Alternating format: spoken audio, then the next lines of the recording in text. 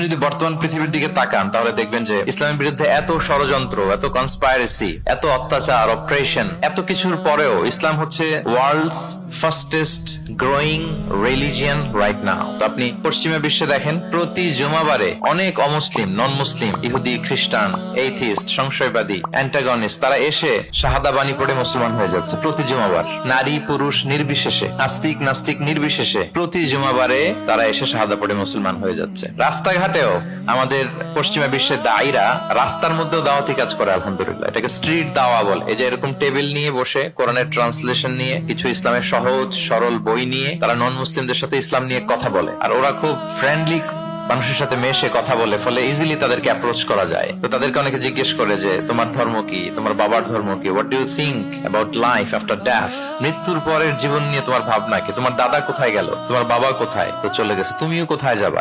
এইভাবে যখন জিজ্ঞেস করে নন মুসলিমদেরকে, তাদেরকে যখন ভাবায়, ভাবাতে ভাবাতে ভাবাতে ভাবাতে ইসলামের বাণীগুলো যখন তাদের সামনে পেশ করে, তারা যখন কনভিন্সড হয়, অনেক ক্রিশ্চিয়ান, অনেক জুইশ, অনেক নন মুসলিম ওই রাস্তার ওই দাওয়া কাজের মধ্যে, স্ট্রিট দাওয়াতেই ওইখানেই ঘোষণা দেয় আশহাদু আল্লা ইলাহা ইল্লাল্লাহ ওয়া আশহাদু আন্না মুহাম্মাদান আবদুহু ওয়া রাসূলুহু। রাস্তায় আধা ঘন্টা দাওয়া কাজের মধ্যেই ওরা কনভিন্সড হয়ে মুসলমান হয়ে যায়। গোটা বিশ্বব্যাপী এভাবে ইসলামকে আল্লাহ তাআলা ছড়িয়ে দিচ্ছেন। কেউ এর অগ্রগতিকে থামায় রাখতে পারবে না, অসম্ভব।